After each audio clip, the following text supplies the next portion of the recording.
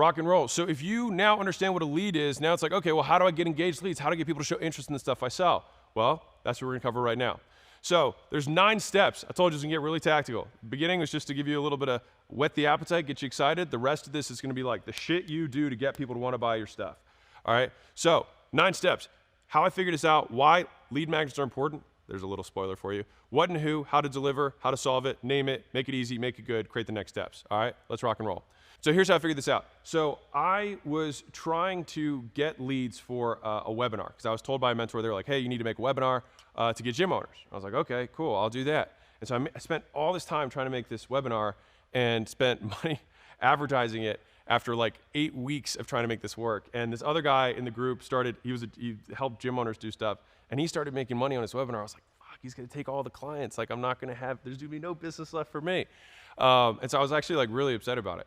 And anyways, I kept trying it, just wasn't working. So finally I got the ads live. I figured out how to like run an ad nationally and try to target an audience and all this stuff. Figure out a thank you page and a cart and integrate with a payment processor. Like, there's all these micro skills. I had no idea how to do this.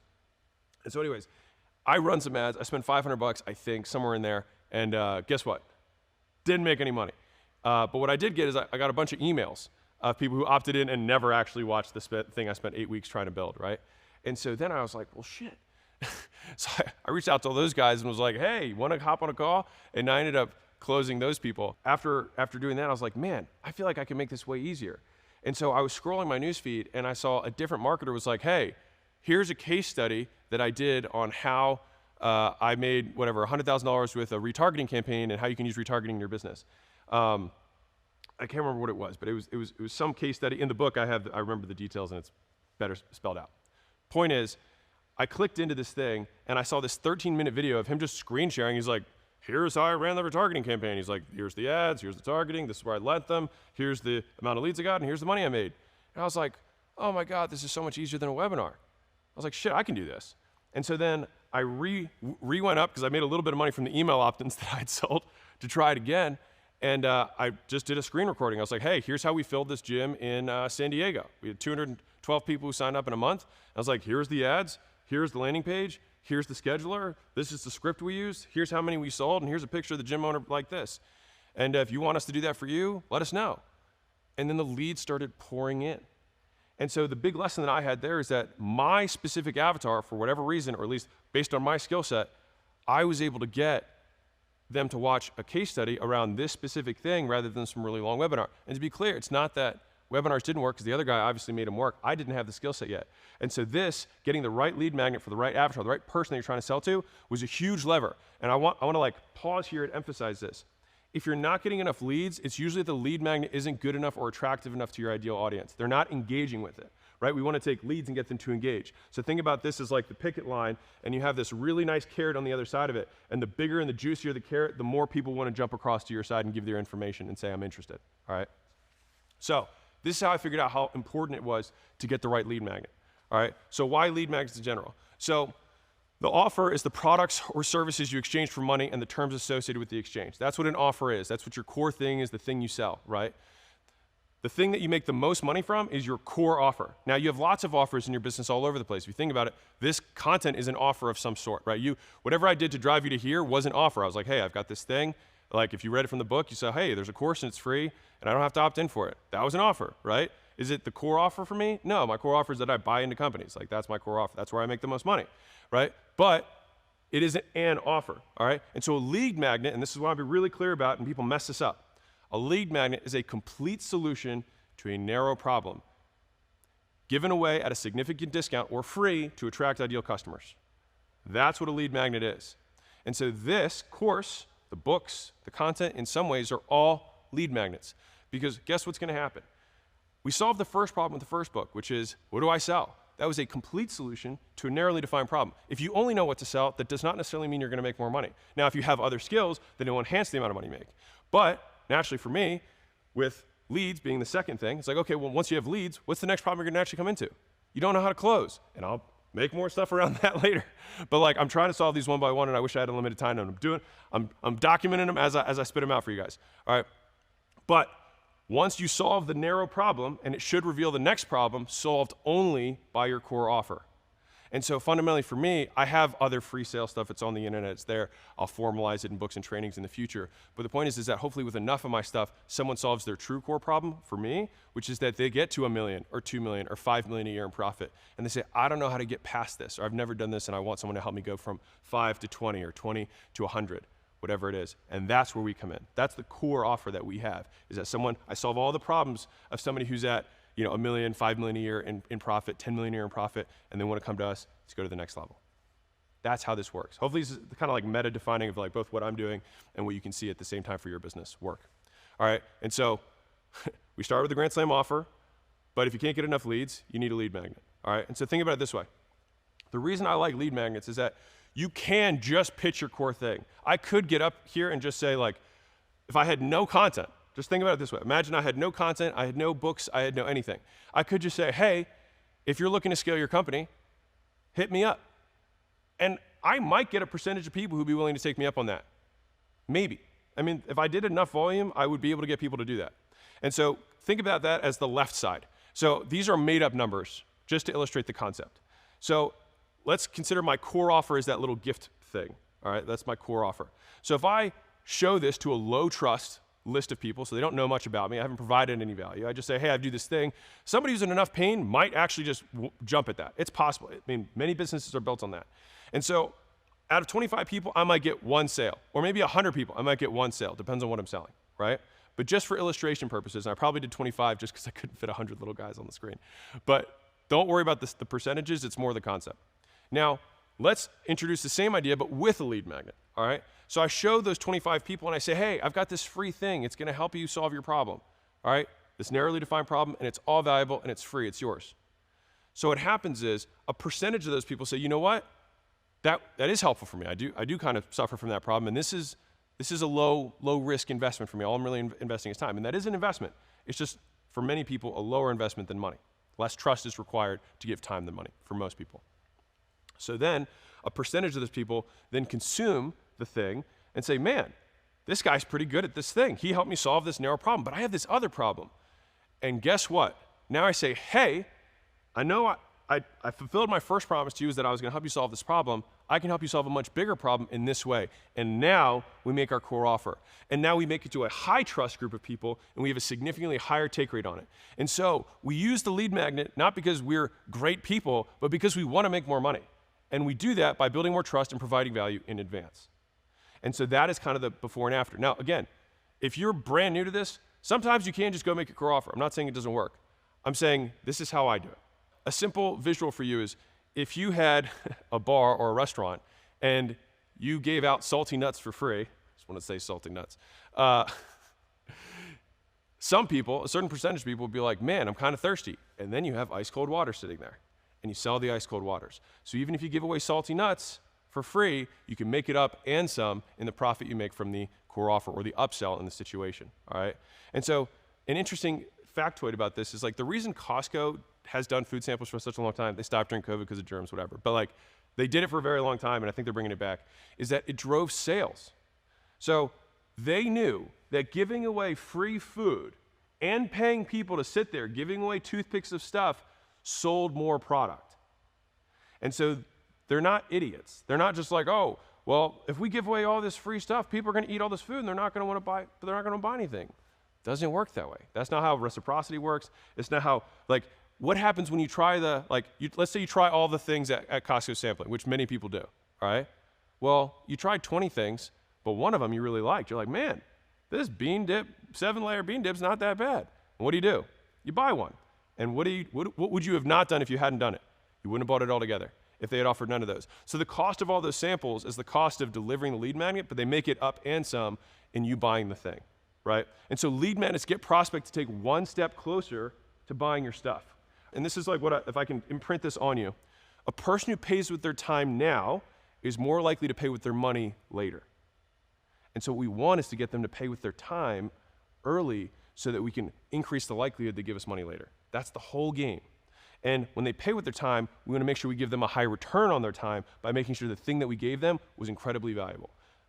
Because if we gave them that bean dip and the bean dip was shit, they're not going to buy more bean dip. And they might also tell a bunch of people that our bean dip sucks, right? So we want to have good bean dip, the 7-layer kind, the exceptional kind, all right? So that's why I use lead magnets in general. So let's go into the what and the who, all right? So with $100 million leads example, my book in this video series are lead magnets. You are a lead. I want to solve your engaged leads problem. I want to solve it for people making less than $1 million a year in annual profit. With enough ideas, you make more than $1 million a year and discover new scaling problems that I can help you solve by investing in your business, right? That is the problem solution cycle. And so it looks like this. Visually, all problems, when solved, create a new problem, all right? So, for example, if I solve the leads problem, the next problem you'll have is sales. Once you have the sales problem, then you'll have the delivery problem, the churn problem. Once you have the churn problem, you might have the scaling operations problem. Once you have the scaling operations problem, you might be like, I'm stuck, I don't know what to do. We have to go back to the beginning and increase traffic. Like every problem that gets solved creates a new problem. And that's the never-ending cycle of business and really life, right? As soon as you can't find a girlfriend, and then you find a girlfriend, then you got girlfriend problems, right? Then you're like, man, I'm not married. Then you solve your girlfriend problem with a wife problem, and then you got wife problems, right? But like each time you solve a problem, you still just open up a new door. But the thing is, ideally, we just want to trade bad problems for better problems. But problems don't go away. And so let's imagine that we're selling homeowners, all right? So we're trying to help them sell their homes. And that's a very broad solution. That's a big thing, right? So what we want to do is break that into micro steps and micro problems that we have to solve towards that one big one, right? So what are all the steps before you sell a home, right? Well, the owners are going to want to know what their house is worth. They're going to know how to increase its value. They're going to need pictures, cleaning, landscaping, staging, et cetera, right? And these are all very narrow problems, which are great for lead magnets. And so we pick one of those narrow problems and we solve it for free. And although it helps, it makes their other problem more obvious.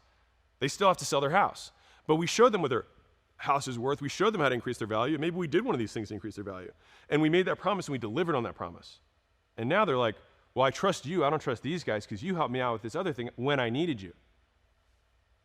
We have our foot in the door, and now we turn a lead into a customer, all right? And so the action step for right now is that you pick the who and the what. So who are you going to solve the very valuable, narrow problem for? That's what we're picking right now. So pick that right now.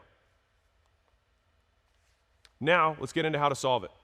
So there's 3 types of lead magnets. So I looked at all of our businesses, all of our portfolio companies, my past companies, the different offers we did. So I did like a big meta review. I was like, okay, what are all the different types of lead magnets? And they basically fall into these 3 buckets. So type number 1 is a type of lead magnet that reveals a problem. All right, so any kind of assessment. So if I did if I had SEO services or site optimization services, my revealing the problem would be like, I'll give you a free audit of the site and I'll show you what your page load time is and what it could potentially be, right? That's revealing a problem. I'm not solving anything, but I'm making them aware of a problem they didn't know existed. That's type 1. Type 2 is that I give a free trial of a thing. So it's you try this thing, and if you want more of the same thing that you tried, you have to pay. Very simple. The third version is where you give away one step of a multi-step process for free, and the rest are charged for. All right, so I'm gonna give you examples of each of these. With revealing the problem, think diagnosis. All right, so this works great for problems that get worse while you wait. So speed test on a website is what I said. Posture analysis, like someone's posture gets worse over time if they don't know that they have a posture issue. Right? If you can do termite inspections, the longer you wait with the termite inspection, the more expensive the problem gets to fix. And so ideally, if you have problems that you do with your business that become more expensive as they take time, you already have implied urgency the moment that you reveal the problem. And so it makes them likely to want to take the next step. Now they're aware of the snake that's under their table, right? So that is type 1. So if you're thinking about this, okay, I have my who and what, well, how do I want to solve it? So 1 is you can reveal the problem. The second is think of this as like a taste. So when you're doing a free trial, it's a taste, just like Costco, right? You can limit the number of uses, right? Like they limit the quantity. They're not gonna give you the whole dip thing. They give you a little toothpick full. You can limit the number of uses, the quantity of the use, the time they have access to it, or both, right? So if you have like a software, for example, then they might be able to use it, and they can limit the number of uses if it's a use case thing, or how much if they get. You have to just limit some component of it, all right? And so using the same 3 business examples as earlier, and this is a big point I want to make, is any of these 3 work with any business. So I had the speed thing earlier, and I gave you an example of what the diagnosis would look like, which is I will audit their site and show them how fast it is. If I want to give a free trial version, I would hook them up to my faster server and decrease their website load times, make it faster, show them how many more leads they're getting because it's faster, and now what do they want? Well, I want to keep that. Well, great, now you have to pay, right?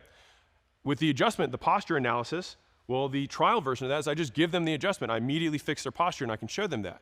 Now, what are they going to do? It's like, well, I did one and I fixed you temporarily, but we have to do this over and over again until eventually it fixes for good, right? That's the idea. In food or cosmetics, any kind of consumables, that's where fun-sized packaging comes into play, right? And so those are the free trial versions. Now, the reason I'm underlining this is that all three of those are the same business I showed you earlier. It's just a different way to solve the problem. And this is the point of this is to get your ideas, your juices moving. So you can think, how can I use this in my business? Not this won't work in my business. Just think, how will this work? And how can I make this work for me? So the third version of this is the multi-step process. You give one piece away of a multi-step. So think one of many steps, right? Unsurprisingly. So this book, for example, helps you get to $1 million in profit. Now there's other steps that are required after that, and that's what we invest in companies for, right? Free garage door wood sealant, let's say there's one of 3 coats, right? Now in the website example, I might say that there's 10 things we can do to improve your website speed. I will do the first one. There's 9 other things that we can do.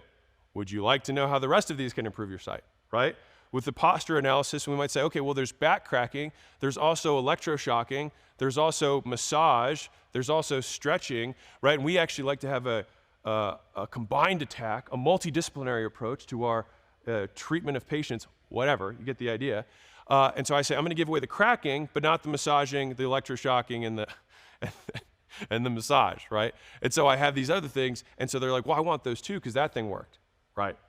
And that's the idea. We give away one piece of a multi-step process, right? And this is also where like free course, calculator, templates, et cetera, that are the first step. So you see like wealth advisors giving away templates for how much wealth can grow. It's like, well, great. That's kind of a combination of one step of multi-step and diagnosis. And I put that last one in there for this reason, is that like the buckets matter less than you thinking creatively about how to create your lead magnet to solve the problem. There are no rules. These are just the 3 buckets that I have seen most neatly fit all of the solutions that we've given away across all our portfolio companies that have gotten more people to want to buy our stuff. And so those are the 3 lead magnet types. And the idea here is that you want to be a legal drug dealer, all right? And so think about what a drug dealer does. Like the first hit's always on the house, right? The first hit's free. And so you want to give away the first hit. And the reason drug dealing is such a great business is because the product's exceptional. People immediately get a result, right? And it's guaranteed virtually, as long as the stuff's not bad, right? And what do they want? It also creates addictive behavior. And so they want to come back. Like ideally, that's what the perfect product does, right? Now, I'm not saying you should sell drugs, but I'm saying you should behave and learn lessons from them so that we can make money like one. And so the action step is pick how you want to solve the narrow problem. So you want to reveal it, you want to sample it, or you give one step of many. Those are the 3. Now we have to pick how do we want to deliver it. So we picked how we're going to solve it.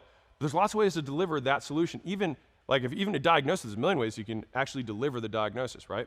So there's 4 delivery mechanisms. Again, this is just from what we've seen across our portfolio companies and that I've used successfully. One is that you can use software. Second is use information like this.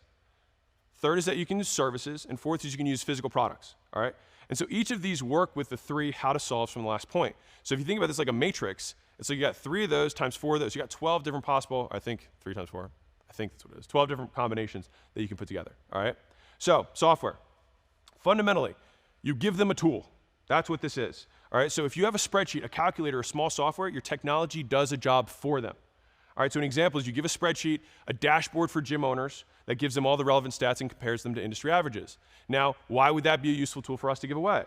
Because we say, hey, here's you, here's our average gyms.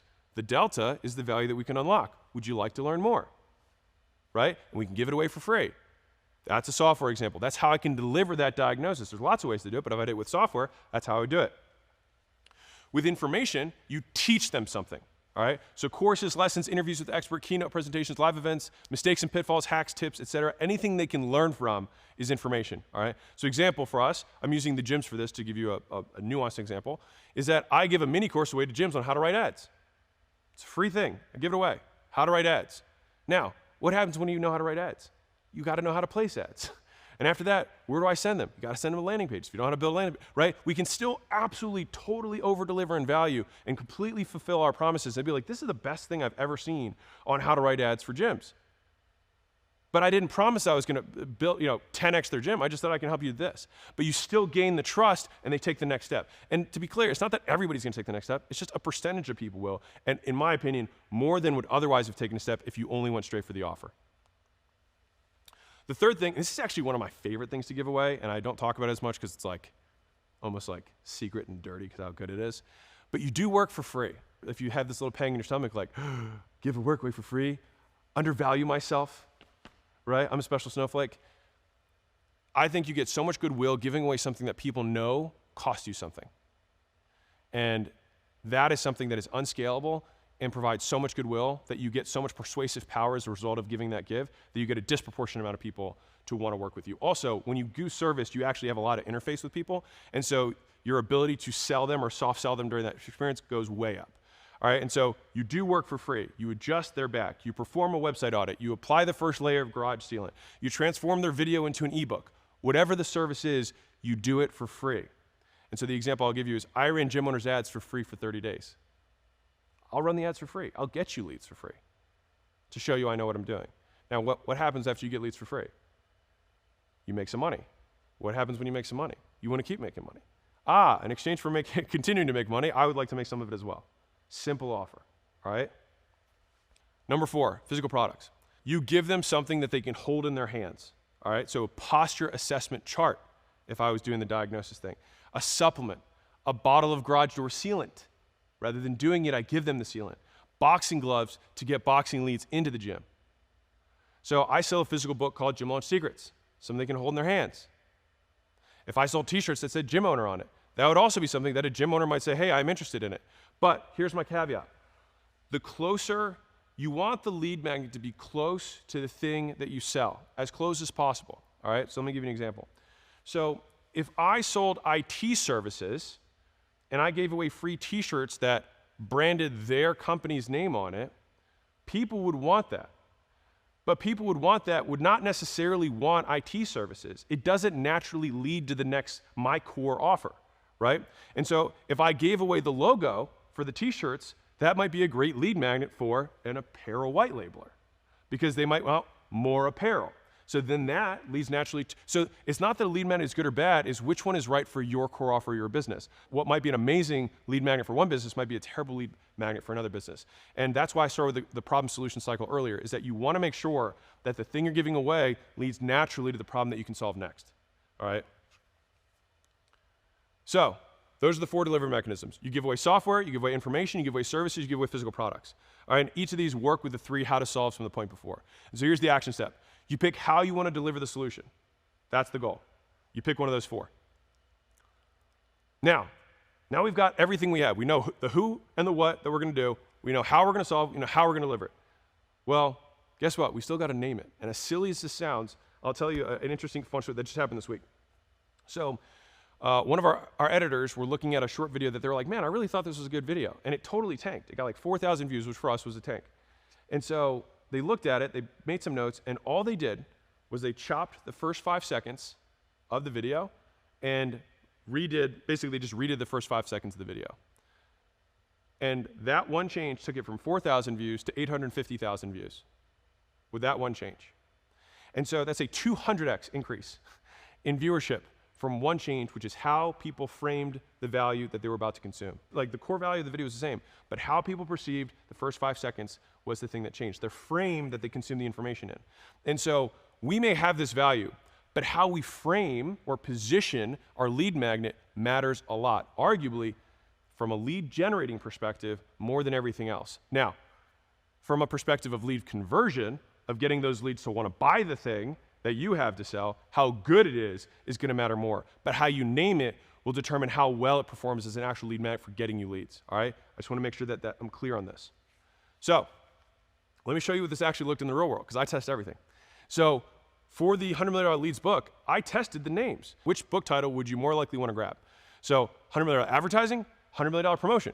Well, advertising won the first test. I was like, okay, well, which book title most interests you? So I said, advertising and leads. Leads won that test. I was like, huh, okay. So it's like a winner's bracket. So then I took leads and did it against marketing, and leads won again. And I could give you a million reasons of why I think that is. It honestly doesn't really matter. All I know is that it outperformed.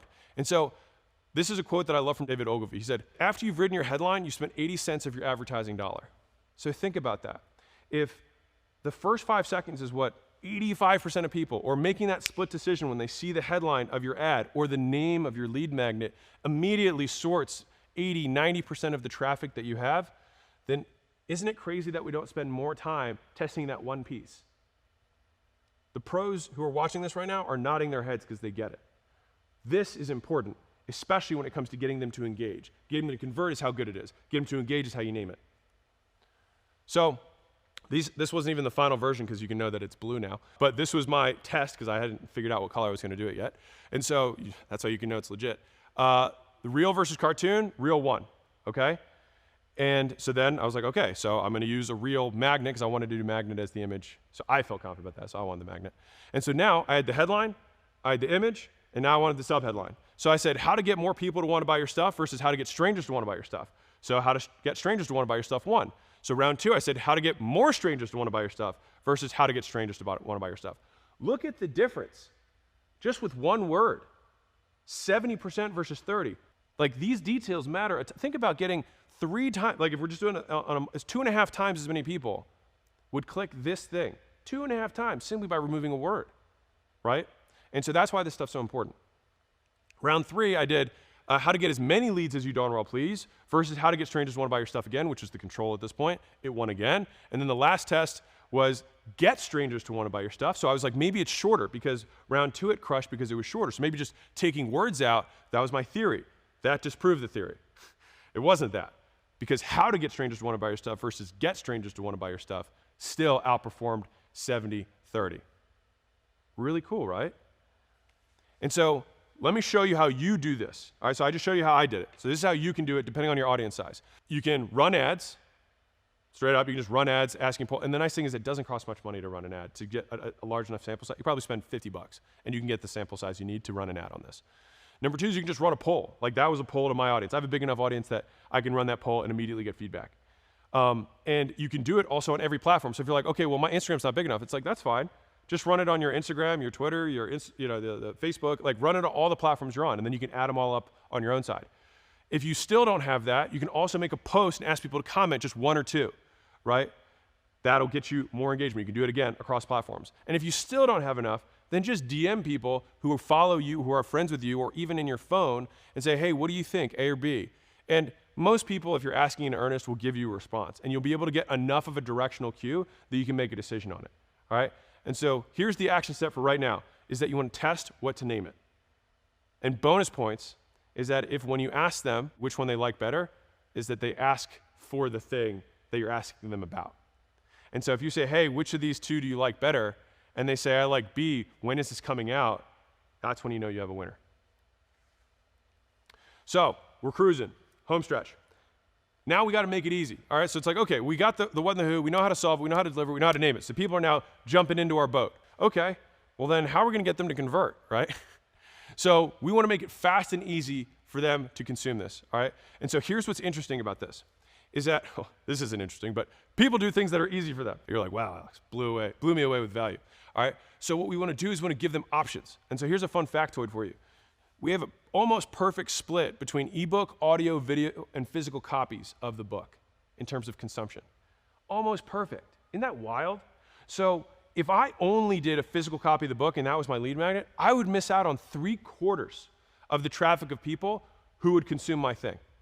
Or, arguably just as bad, is that maybe I would get half the people, but they wouldn't be consuming it in the way they want. So they would maybe opt in for it, but not consume it, which then I get leads, but I don't get conversions.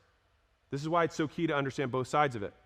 And so we want to make it fast and easy for them to consume the value, and we do it at their convenience. And so depending on the delivery mechanism, we will do it differently. So if it's information, obviously you do it in this way. You want to make it consumable in different ways. And so if we're using software, we want to make it accessible on their phone, on their computer, in multiple formats for different devices, Android and Apple, right? So that's why we have it. The ebook is on Kindle, and it's also on Audible. And on Audible, I have it on Audible, and I also have it on my podcast, right? So I have it in different places so that people can consume it in different ways that they prefer, all right? It's ironic, but some people like only listen to podcasts and don't listen to Audible, and some people only listen to Audible and don't listen to podcasts. So whatever one you use, go there. Information, all consumption preferences, you want to make it available. If you do service, and this is a key one, available in more times, in more ways, for more days. So if you say, hey, I'll fix your back for you, but I'm only available at 7 a.m. on Mondays to do this free thing, some people just aren't going to do that. And so you might be like, I'm giving them this back posture assessment for free. It's like, it doesn't matter, man. Like they don't know you from anybody. And guess what? There's a guy down the street who will do it anytime it's convenient for them. And guess who gets the lead? That guy. All right, so be that guy. Make it convenient for them. Make it easy. All right, and then physical products. So this is where you want to make it simple to open and simple to use. All right, so that you don't want to have a directions thing. They should immediately know how to do it. And part of that comes into design. So like, as an example, Apple boxes are so easy and so elegantly designed that people keep them. Think of how weird that is. Like, there's basically no other products that you buy and you keep the boxes, but people keep Apple boxes. Like no one instructs you to keep the box for Apple, but people keep the boxes. Why? Because they're so elegant, they're so simple to use, right? And so that's what we want to think about when we're making our lead magnets. All right, so we made it easy. And finally, they got to eat it and they got to like it. So we got to make it good. All right, and so here's the thing. It's zero fluff. And hopefully as you're getting pummeled with the stuff that I'm doing here, like this is the shit you actually have to do. That's why I have action steps after every one of these things, so you can actually do this and make money in your business. All right, so zero fluff.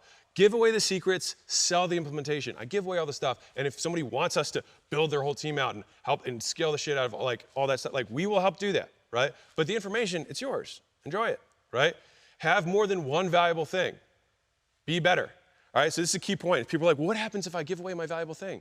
Learn something else that's valuable. Like fundamentally, the more value you provide to the marketplace, the more money you're gonna make.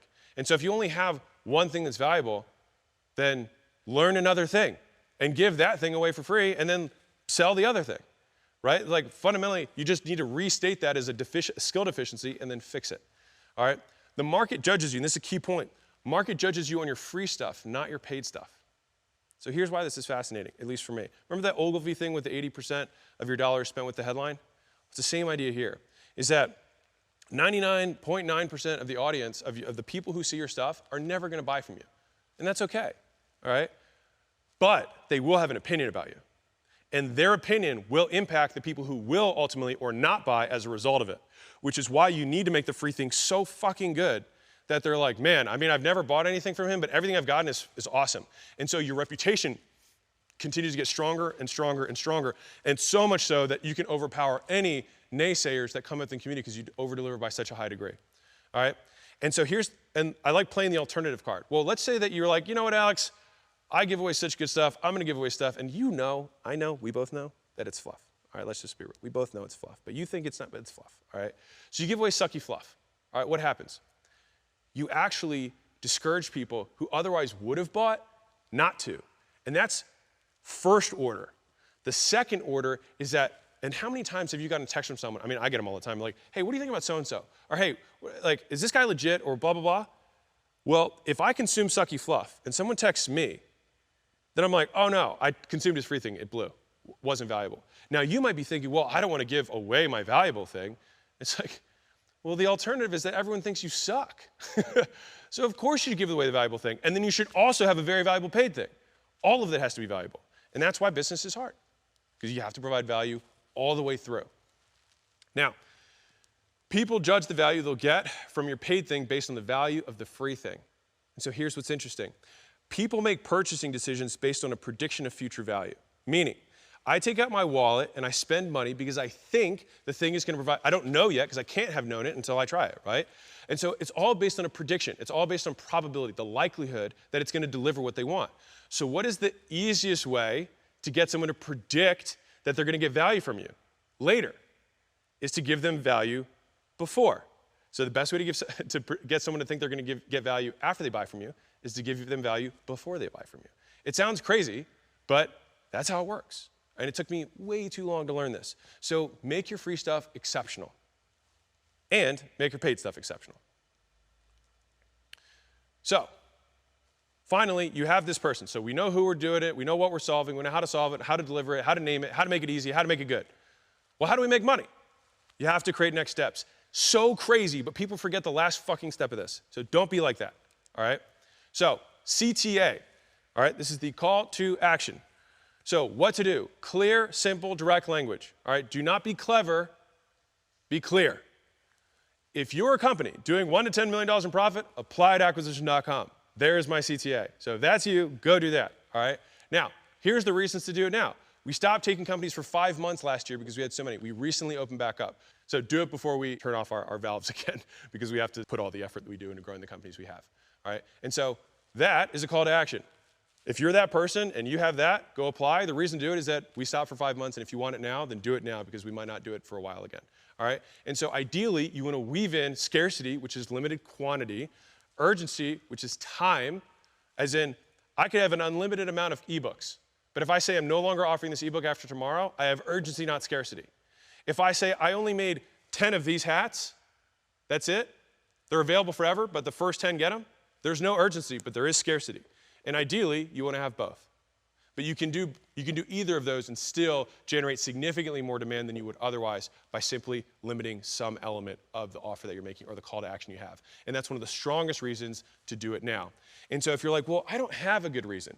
I like using this little frame that I call the fraternity party planner, which is you can have any reason to come up with something, all right? So like a fraternity party planner, they're like, Timmy got his wisdom teeth out, kegger, right? And so it doesn't matter what the reason is. It's more important that you have a reason because any reason is more compelling than no reason at all. Boom! So now you know how to engage your leads by creating a lead magnet. Great leads want great lead magnets. If you want great leads, the great leads want great lead magnets. They want exceptional things. How am I going to get a business owner who's doing 10 million in profit a year to think this guy can add value to my business? I have to provide exceptional value in the three things that I provide. Otherwise, I'm not going to get that type of person. I'm going to get lots of people who don't know any different, who don't know any better, and just going 0 to 1. But that's not who I'm looking for. And so if you want to increase the quality of your prospects, increase the quality of your lead magnets. All right, and so a great lead magnet, 1, engages ideal customers when they see it. They see it and they think, I want that. 2, it gets more people to engage than your core offer alone.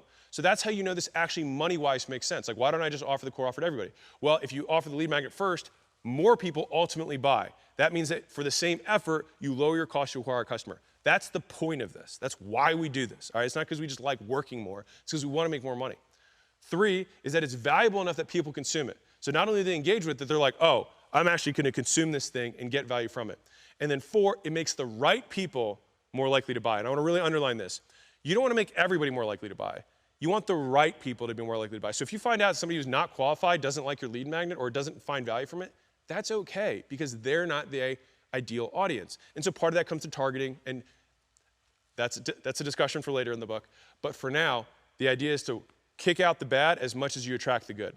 And so the end result is that more people show interest in our stuff, we make more money, we improve our brand all at the same time. And now finally, that we have these things, we know what a lead is, we know how to solve it, we know how to engage them to get engaged leads, which is the true output of advertising. Now we'll talk about advertising.